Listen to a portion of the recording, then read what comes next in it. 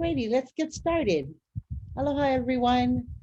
Welcome to the NYCP monthly talking stick session or talking circle. Let's go ahead and get disclaimed. This presentation was produced under U.S. Department of Education contract number GS00F115CA with Synergy Enterprises, Inc.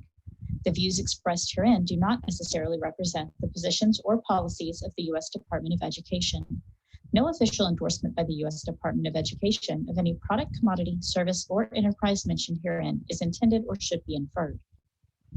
Awesome. Now that we're disclaimed, let's move forward. Again, this is our NYCP talking stick agenda. We're going to do some welcome and introductions. We're going to do look at the NIES 2019 study. Again, connected to some of your feedback from the last session, we're going to look at a needs assessment model and then also share upcoming events. Let's see. Okay, so right now I see on the chat that Lisa can't hear. She's not getting any sound in. She just direct messaged me. I want to make sure everybody can hear. Let's see.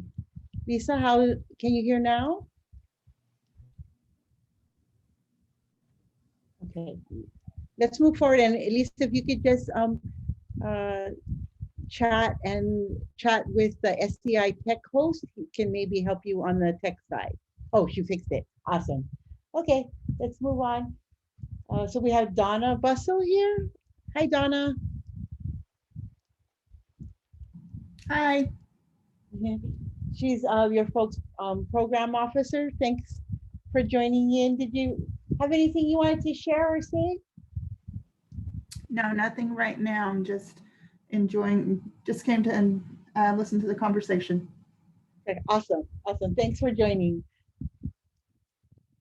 I'm Oleni, and I am joined here with Tracy.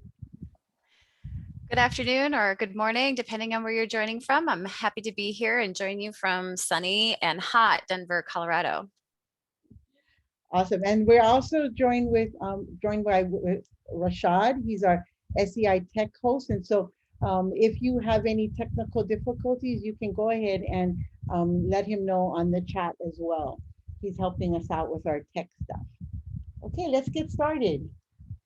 So one of the things we are, if you've been in other talking circles, you may have seen that we're sort of diving into the National Indian Education Study 2019. Before we get started, I just want to really let you know that really the talking stick sessions are a way for us to interact and way for you folks to interact within your grant area. And so your participation is really necessary in order for this to be a robust session. And so I really want to encourage you folks to either participate, go off of mute when we get to those sections, or even discuss in the chat if you're unable to mute. And let's see, we have 19 people, and so we probably will be creating 3 breakout rooms later on in order for you folks to sit and discuss some of the data. And so I really, really want to encourage your participation. So the National Indian Education Study just was released in May. It describes the condition of education for American Indian and Alaska Native students in the United States. It was conducted it's been conducted 5 other times and has really been providing some really valuable information as it relates to Native students in America and in education. The contents of the study include an introduction, survey questions, culture and language data, as well as performance data in standard content areas. The information is about academic performance of both 4th and 8th grade American Indian and Alaska Native students in mathematics and reading and on their educational experiences. Here is a table of the students participating in this actual study. As you can see, there were quite a few numbers, and these are in selected states, and we'll show those states in a slide coming up. It shows the total of American Indian and Alaska Native students in both public, private, BIE, and Department of Defense schools. So you can see that worked out there. It does in future slides articulate low density public schools, high density public schools, and BIE schools. And so let me just provide a little definition on what the difference between low density and high density public schools are. So low density public schools are schools with less than 25% of the students who were American Indian or Alaskan Native. And then high density are public schools with 25% or more of American Indian or Alaskan Native students. And so that's the difference between those two definitions. And so here are, it's not necessarily nationwide. And so here are the states that are included in this data.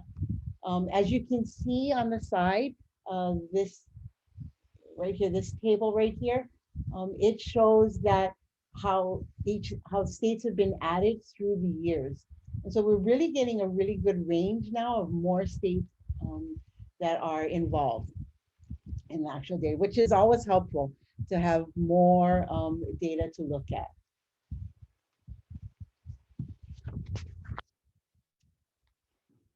And so right now, well, in just a few minutes, we're going to be going into breakout rooms to sort of dig deeper into some of the data. And I'm going to do a little orientation on the data first before you go into those breakout rooms.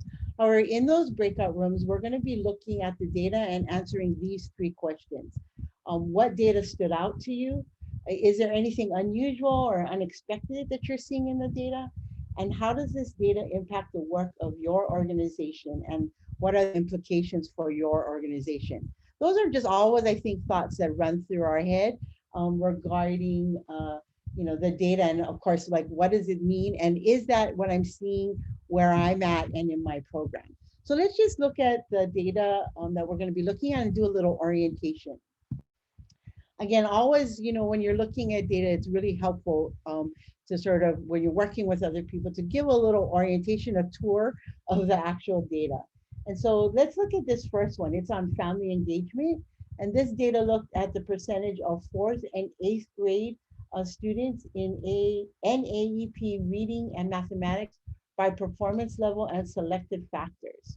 And so what they're really looking at is the performance level and whether families were involved and to what level and how. And so as you can see here, you can see higher performing AI and AN students and lower performing, as well as in reading and both mathematics. And then if you look down the side, you see grade 4 and the different ways that families may have been involved, and grade 8 and the different ways that families have been involved. Okay, the asterisk here indicates a significant difference corresponding with the result from the lower performing schools. So it's always good to sort of look on the bottom and read the notes on the bottom. So that's the first data, one of the data pieces we'll be looking at. Excuse me. The next data piece we'll be looking at is that teacher PD. So this one is a percentage distribution of 4th and 8th grade students whose, again, American Indian and Alaskan Native students whose teachers reported how many times they have attended professional development. So these are the teachers reporting whether or not they've attended professional development or community-based development programs aimed at developing culturally specific instructional practices. So again, very sort of focused on culturally specific instructional practices. And again, another level of specificity is within the last 2 years. So this is not within, you know, the last 5. It's really sort of focused on the last 2 years around how many of them have actually participated in culturally specific training. So again, you can look here, and this is where we get into the low density public schools and the high density public schools. And of course, you folks know what a BIE school is.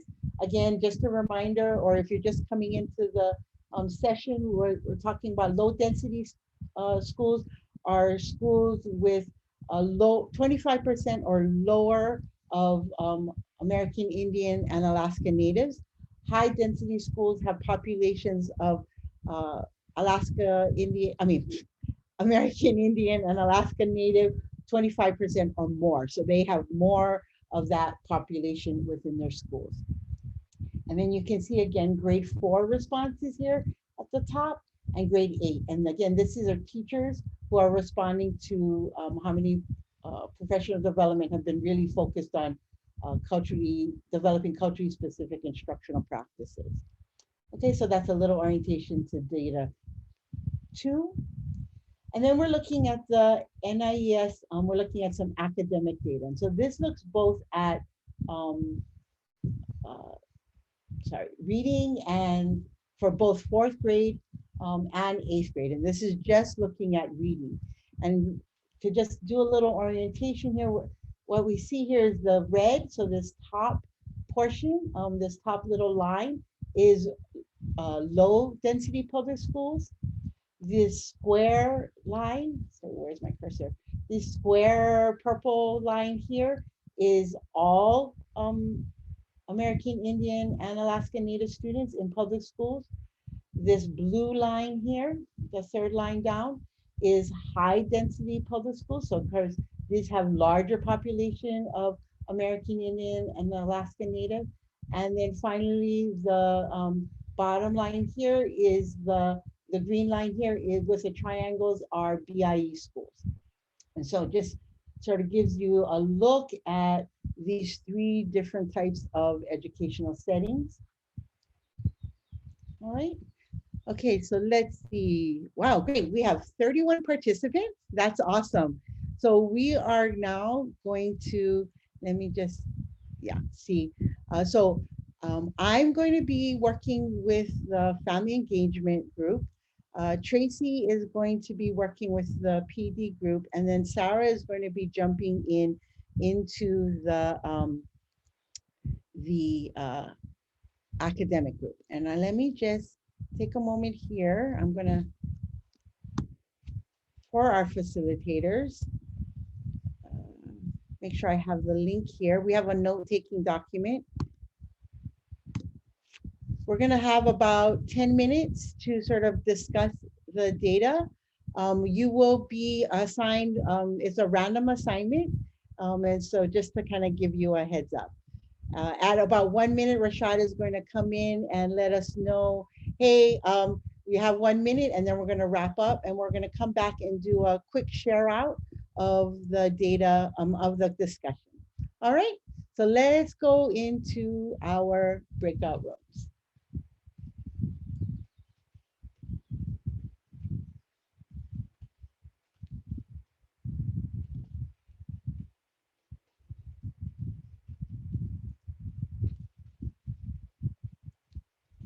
Reshare.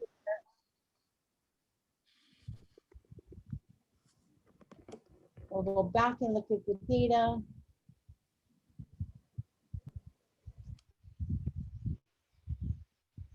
Okay, let's see. Why is it doing that?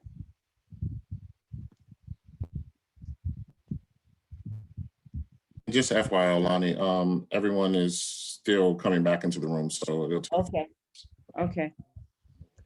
I'll wait. Can you give me a cue when most of everybody's Yeah, in? yeah, it's just be only 10 seconds before it closes out completely, so. Okay, all righty, thank you. And let them know.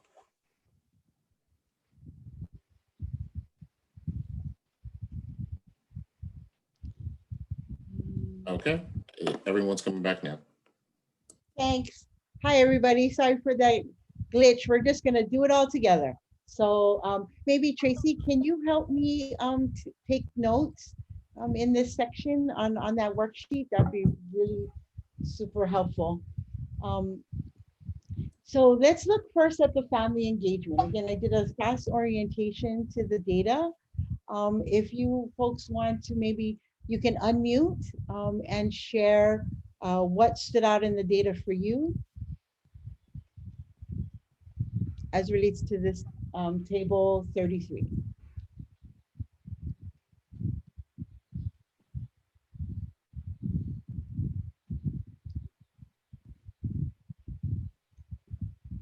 Hi, this is Trinidad Yazzie. Just real quick, with the data, I'm just hoping if I don't know if I'm missing it, but is it specifically just parent teacher, or is it breaking it down somewhere else, maybe where what that engagement looks like? I mean, you can see offhand, right? Just the involvement is a huge difference between not being involved. That's what's Yeah. standing out for me.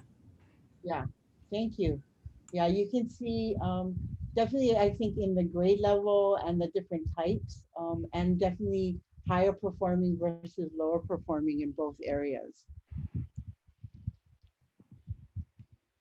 Anyone else have? Yeah, what stood out to me was the families involved in the academic club. It didn't seem like it really made a difference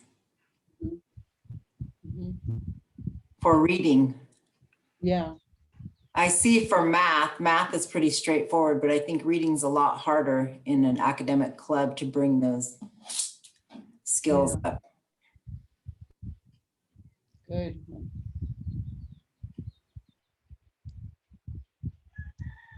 Others?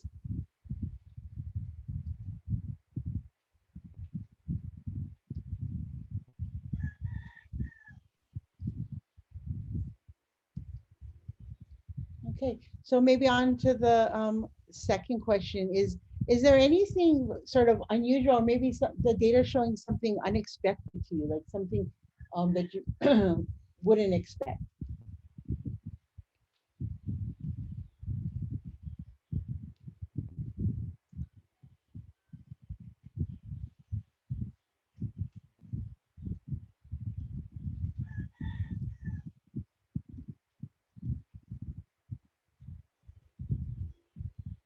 Okay.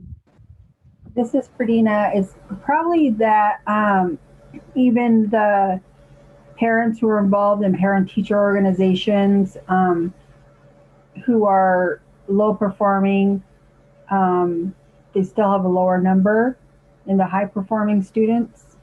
Something I wouldn't Yeah. expect. Yeah.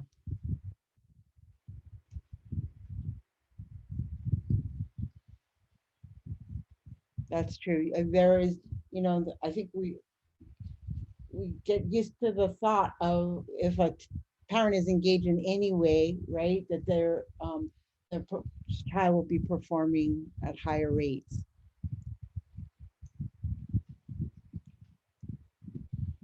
Others?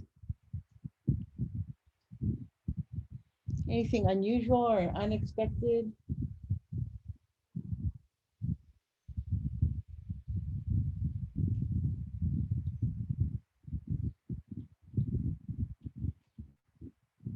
Okay, if not, then we'll move on to the third question is when you look at this data, how does it impact your work or your thinking of your work? And what are the implications for your work? Are there any?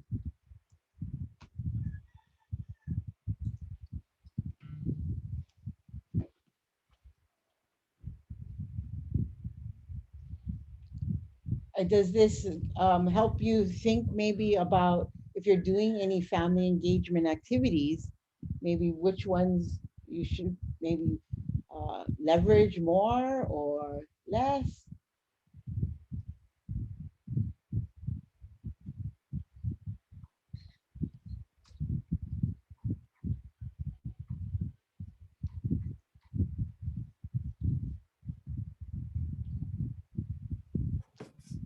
Hi, this is Nancy. Hey, Nancy. I'm just kind of thinking as far as engaging families goes. I mean, it's expected because this is kind of the trend we've always seen. As the grades go up, that involvement of parents and family typically goes down. And so this table, I mean, it just kind of shows me that those are the areas as the grades go up that I think we have to pump up our family engagement activities, maybe offering more, you know, to the higher age groups, and maybe, you know, incorporating different strategies to try to get parents involved in their kids' education. Because, I mean, a lot of times, I mean, we see, I mean, especially 7th and 8th grades, once kids get to middle school, a lot of times that's kind of where they go kind of funky, and, you know, their grades suffer for it. Their participation in programs at school. And so those would be my thoughts. I would think that, you know, just seeing that, I mean, that just kind of really clinches it that we need to do that with the older kids. Yeah, very true. Very true.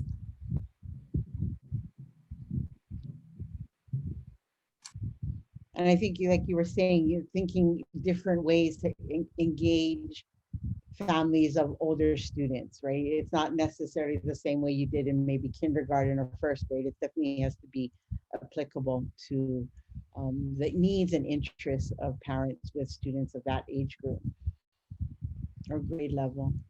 Anyone else?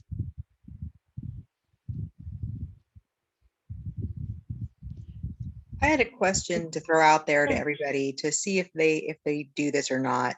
When I worked with Wichita Public Schools, there used to be a thing that they did at the beginning of every school year, which was called a porch visit, where various student support service people and teachers would go out to people's family houses and bring them things for the beginning of the school year, like a welcome packet, particularly if they were transitioning from one school to the next, like they were an elementary school transitioning to a middle school, and they had certain students they did that with. I would just wondered, I'm throwing this out there, does anybody practice that in this cohort?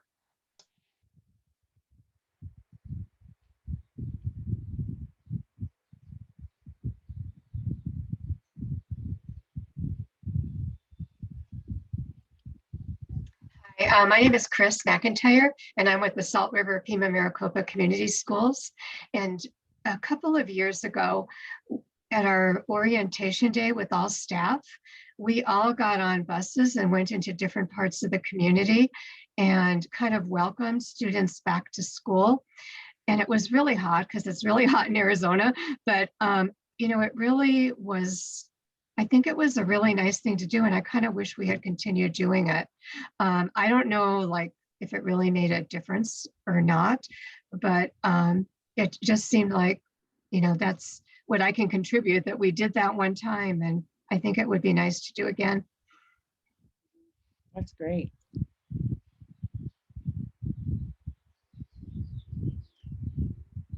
I was just Anybody else gonna, wanna- oh, yeah, I was just gonna jump in. This is Tracy, one of your TAT members, and offer some other spins on that I've seen folks do too. Is you know, those initial visits in the beginning of the year to also engage families and students in, like, what is their goal for the year, and then having that written down somewhere or captured somehow, so that they can revisit that later in the year, you know, when progress reports are coming out, or maybe the semester and marking periods are coming out, to sort of re-engage in that initial goal setting too. awesome. So really, like, rethinking the beginning of the year and how you can begin the engagement at a grade level, appropriate way for families, and making it meaningful as well. Anyone else want to chime in and answer Allison's question?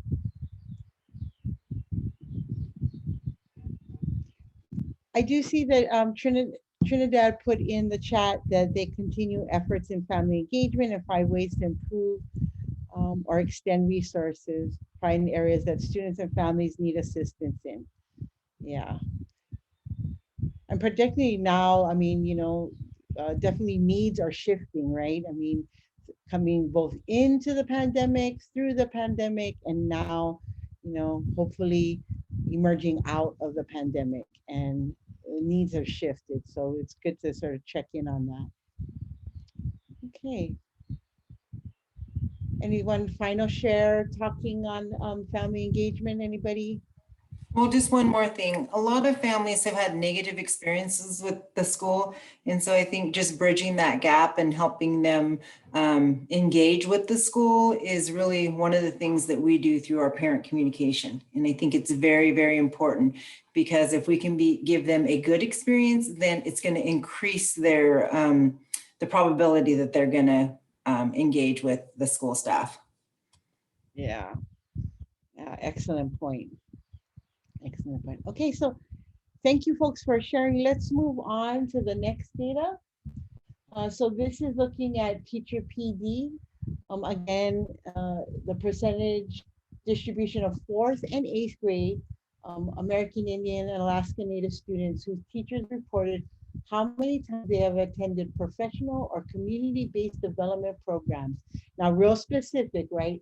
Aimed at developing culturally specific instructional practices for American Indian and Alaska Native students the last 2 years. And this is based on the school type and density. And so we can go ahead and look through this data, take some time to look through it. And then again, we're going to ask ourselves the same 3 questions. What is really standing out in this data is the first question. Anybody want to unmute or put it in the chat? What's standing out in this data? Hi, this is Wendy. What stood out to me about this is that I feel like a lot of, not enough PD, especially with the high density schools. Mm-hmm. Yeah. Hi, this is Nuna. To piggyback off of, oh, I forgot your name. I apologize. To piggyback off of what you were saying, though, is I feel the same way about the BIE schools. And actually, like, having worked in an urban area and then coming back to the reservation, that's my lived experience, is that there is not enough going from public schools or even Native charter schools in urban areas to, by comparison, to tribal schools on the reservations. Awesome. So you're actually seeing this resonates with you in your experience. Yes, drastically. This is what I've been saying. So then as I was seeing the slides for the data, I was like, yep, yes, I'm incomplete. I see what I've been saying. Yeah. Yeah. So hopefully you can use this data to like further your discussion and your push, I'm guessing, for more. I wanted to share real quick. I've been having discussions with our LEAs to schedule teacher PD, and they tell us the main complaint is that teacher contract days are only so many days, and they can only have so many days of PD in those contracts. So they have so many days scheduled, and those are already taken up with planned PDs that they've already done, that they need to continue doing for MTSS or Common Core or whatever they're planning on their PD on. And when I bring this up to them, they're like, well, are you going to pay all of our teachers to attend? Right. And so I'm either going to have to pay teachers, depending whether it's less than a whole day, I have to pay them on an hourly stipend, or if it's over 5 hours for a PD, I have to pay them their daily rate. And for some teachers, that's $300-400. Right. So this is the struggle I'm coming across right now in our negotiations with our LEAs to do a teacher PD. Yeah. Yeah. I know that struggle for sure. Anyone else have? Thanks you guys for all sharing. Thoughts? Was there anything unusual or unexpected in this data?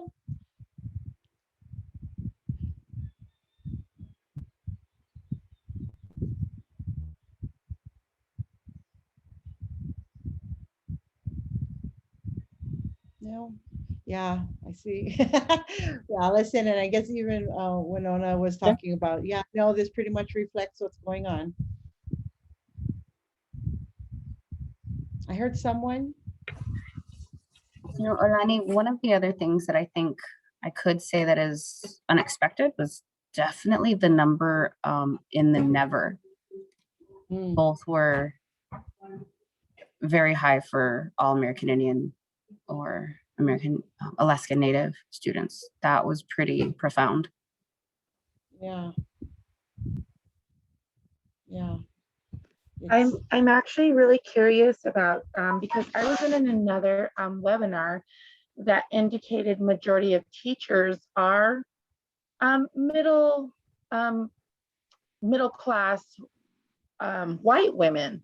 So I'm curious of who took these with this statistics, what class those teachers fell in, because if they're in the, again, based on another webinar I was in that indicate, not with you guys, but it was elsewhere, they indicated majority of teachers are middle class white women. So I'm curious if that's the case in this statistics, these teachers aren't getting PDs on basically the culture of the students, the environment of the students. Right. I didn't see in this study, and I don't know, maybe there is, you know, on the back end, the, you know, the demographics of the actual teachers or the administrators, but that would be interesting to see. And I'm guessing, you know, it might be the same data that you just shared from that other webinar. Just my guess.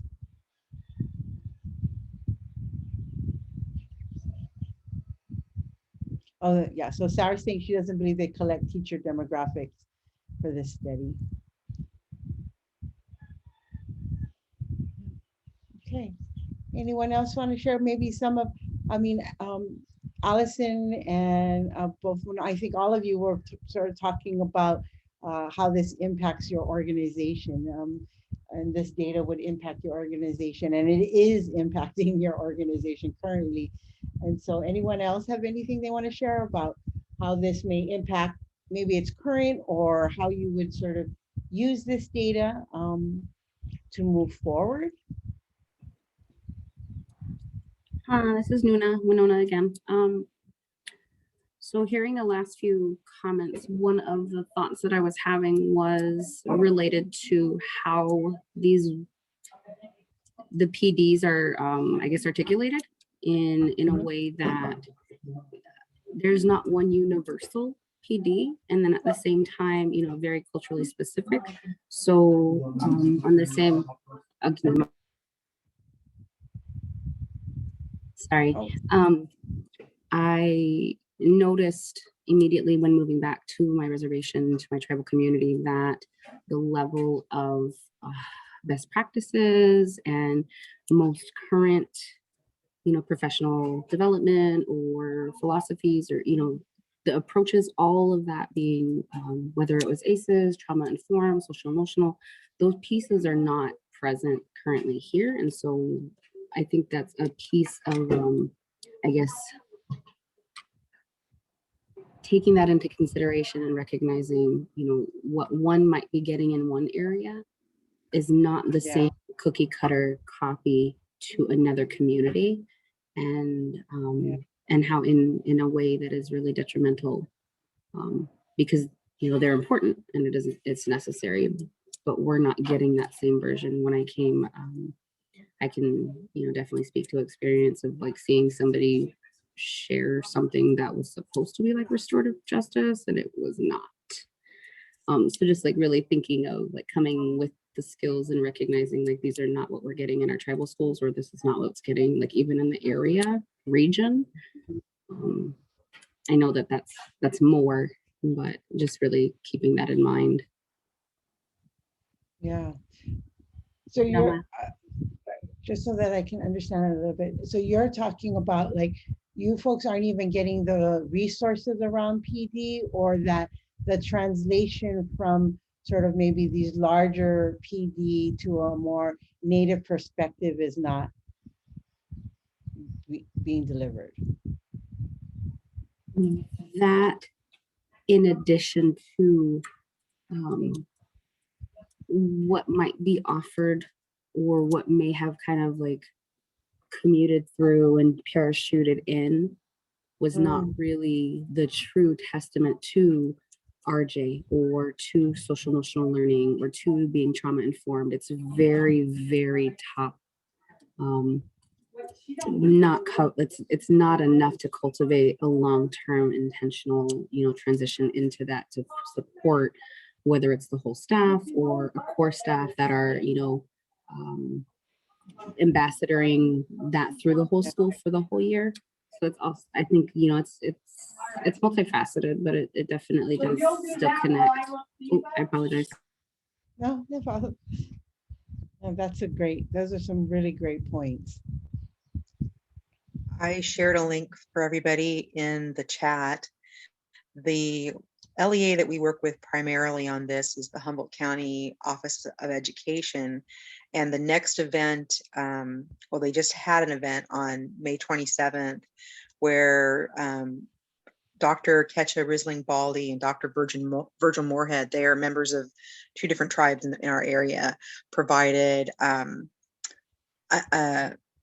we're calling an equity series event. However, this isn't a mandatory event for teachers that have to, teachers aren't mandated to take this. And so this is the kind of PD that's quote unquote PD that is happening, which is more outreach to the community and to people in Humboldt County and hopefully teachers. But I don't have any way to make teachers attend this kind of training. So take a looky-loo at what you see, and it's not just Indigenous. There are many Indigenous pieces to this, but it's equity across various, I would call, races, classes, subject matters, because it touches on just about every underrepresented group. Awesome. Thank you. Thanks for sharing. Hey, you guys, great discussions and great sharing of information. Thank you so much. We're going to move to the next data piece.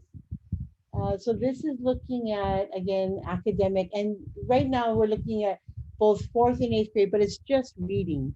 And so again, you can see the low density in the red,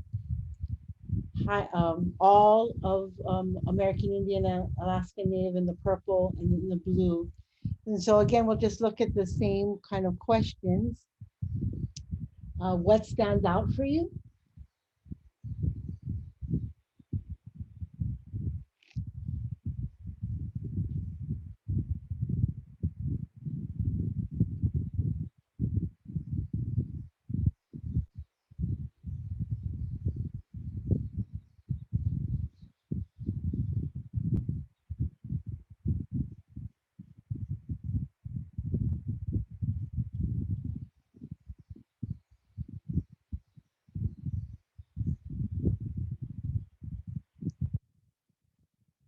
I think one thing that stands out for me is that I'm guessing the more, and I don't know what this means, but the more, unfortunately, the more Native students you have in your schools, the lower scoring is going. That's just a sort of quick look at it.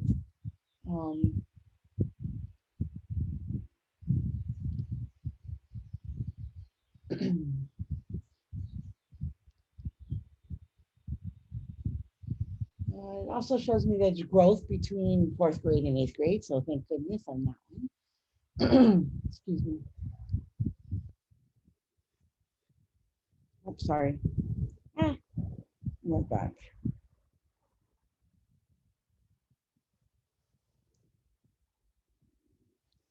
Is anything unexpected or unusual in this data? Or does anything impact your work? Or does this impact your work or your thinking about your work?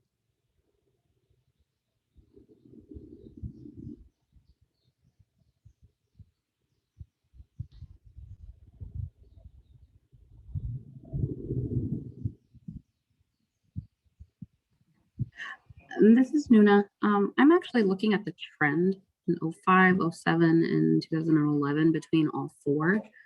And especially with the 8th grade in AAP, it's actually kind of interesting because the trend seems to be consistent. So I'm curious what changed and what didn't change. Yeah. What were the factors that kind of played into this?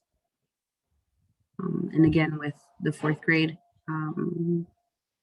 but also noticing that in 2011 to 2019, we don't have a reading from 2015, although there's an increase. Yeah.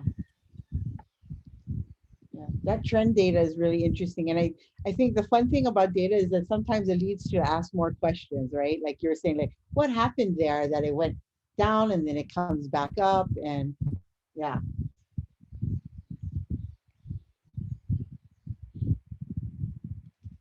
Anyone else?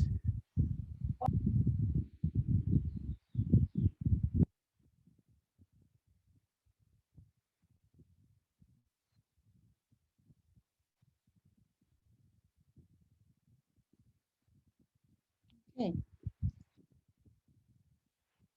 I do think, again, it might not be data that you can utilize, like directly to your students, but it also can help for discussing need, looking at maybe at those sort of dips or those trends and thinking back on your program during those years and maybe what might have happened there within your own program. And also using it to articulate a need, again, particularly if you are in a VIE or a high density public school, it helps to articulate the need for more or different of something, right? Don't know exactly what that thing might be. Maybe more family engagement or teacher professional development and culturally based. Okay, let's move on. So these are some of the data questions we went over. Again, these are just sort of questions that you can use when you look at data at any time in your organization. And again, a lot of times data also creates more questions. And particularly when you start to think about how it impacts your organization. Now we're gonna, at our last talking circle, we discussed, there was an interest in looking at needs assessment, but specifically community needs assessment. And so we're gonna start to, we're gonna transition into that. Alrighty. Yeah, just making sure I didn't want to talk over you. Thank you, Alani. Yeah, so with the time that we have left today, I would love to hear a little bit more from everybody who's joined us today and talk a little bit about what you're doing and maybe what some of your challenges are. And so, we looked at some data there in the NIES study, which is looking at a large swath of students and schools from across the U.S., really drawing on a couple of different data sources and stakeholder groups that are represented in that survey data.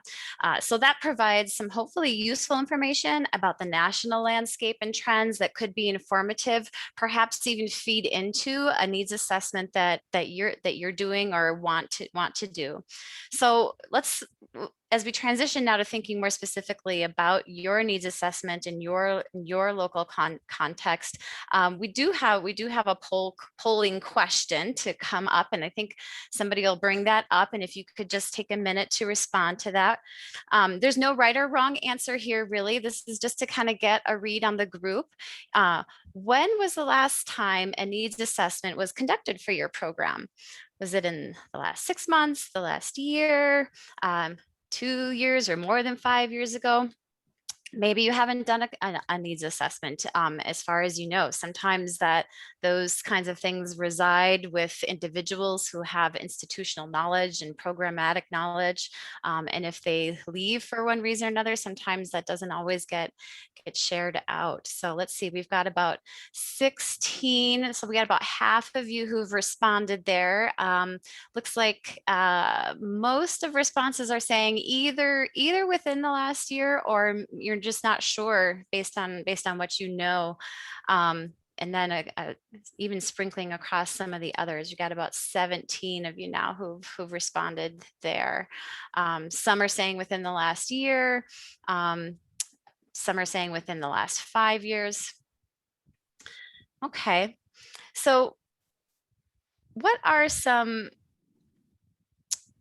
how do you, sorry, how do you, or have those of you who have done it, maybe if you've done some in the last 6 months of the last year, if you've been around in the last couple of years when that has taken place, I'm wondering if you would share with us just a little bit about how you've gone about that.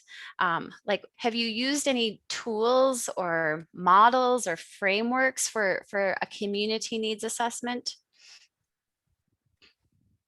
And you can feel free to type into the chat box or come off of mute to respond to that question. And let's see, we've got about 20 of 26 who've responded to that survey now. So thank you there. I'll go ahead and share those results so you can kind of see what your peers have been answering here. All right, Allison, thank you for typing into the chat box there. One of your community partners is conducting a needs assessment. She shared a link with us. Thank you. You know, there's a lot of different ways to go about this, and we were thinking of different tools or processes that maybe could be used in a needs assessment. So I'm wondering if anybody have used things like a SWOT analysis, right? SWOT, those strengths, weaknesses, opportunities, and threats is one of those tools that is often used in a group process. Maybe you've done something in the vein of collective impact, or a root cause analysis is one that we see a lot. I'll stop talking and give you a chance to respond to those questions.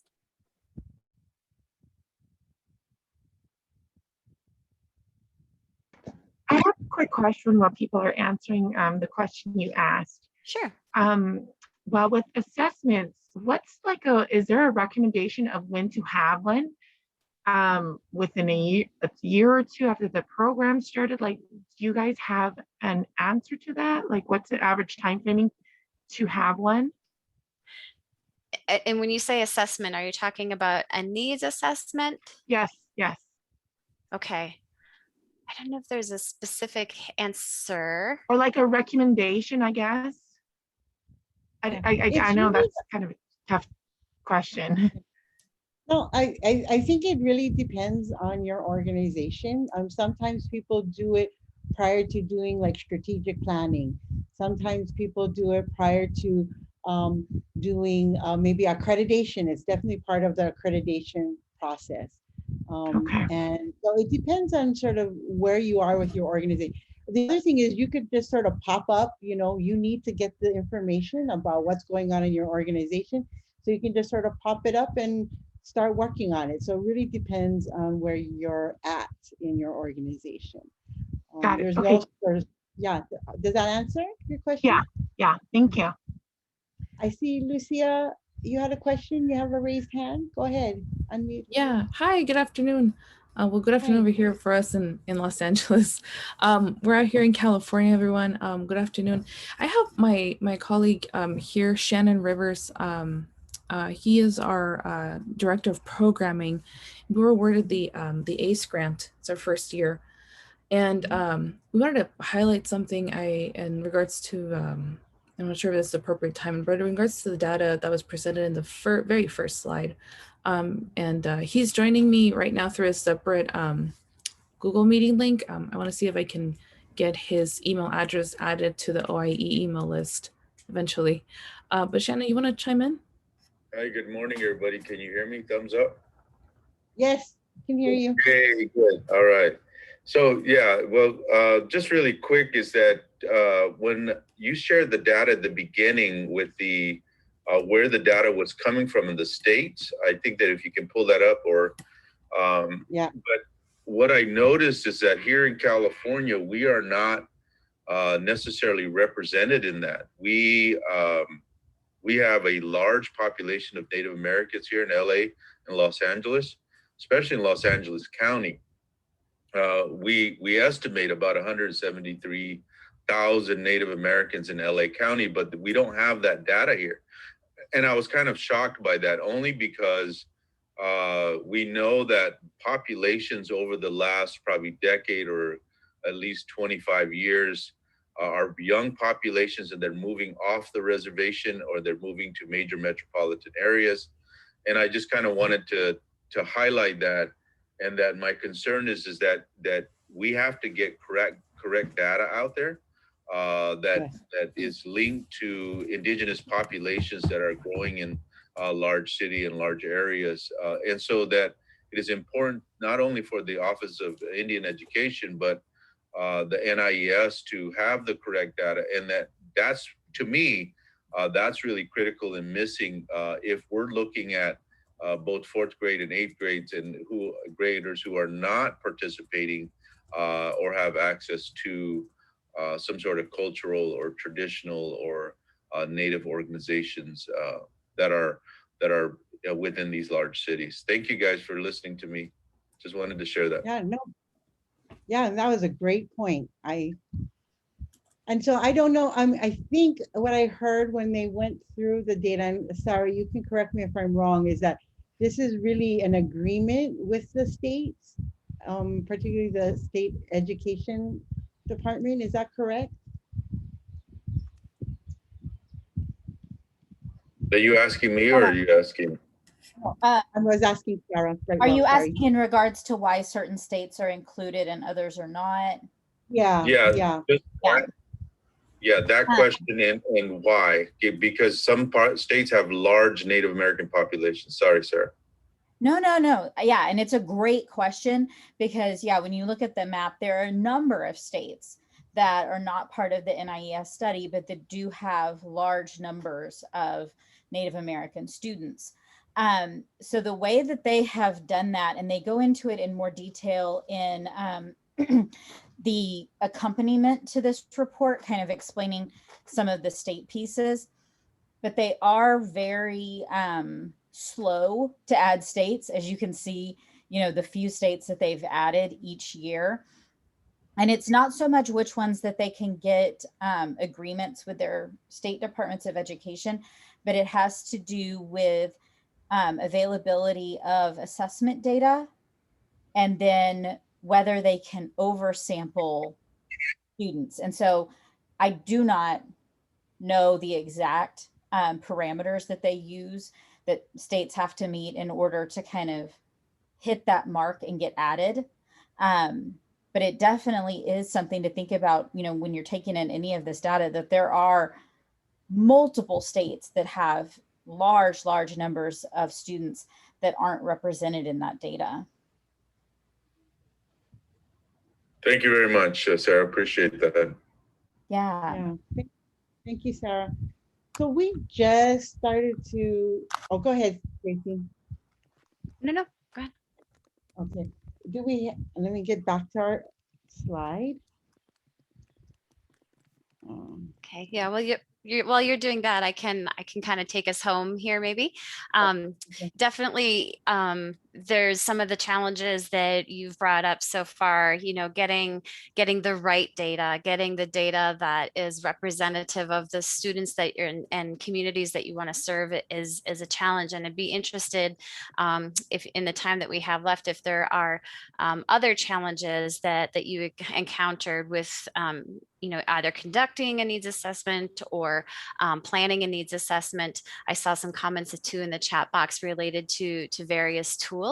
So we have started to pull some of that together for you. And I think at our next talking circle, we can dive into that into a little bit more detail to share with that. So thank you all for this initial sharing and talking about the needs assessment. We'll definitely come back to this topic. Yeah, great. I mean, I just want to thank you folks.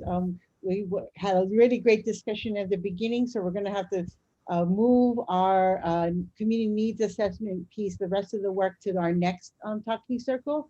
But we will take the data and the information you just shared and help that craft that talking circle for the next time and dive deeper into community needs assessment. if you could take the poll that's popping up, that should be popping up.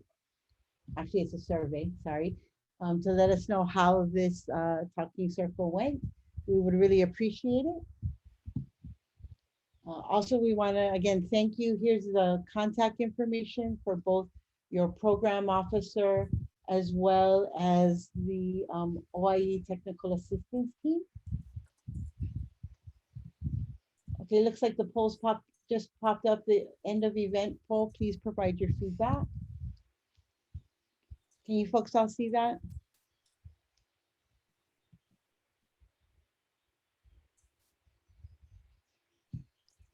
Okay, and then we also want to make sure that when you are contacting, whether it's your program officer or the OIE technical assistance team, please provide your PR number so that we can make sure we are responding appropriately.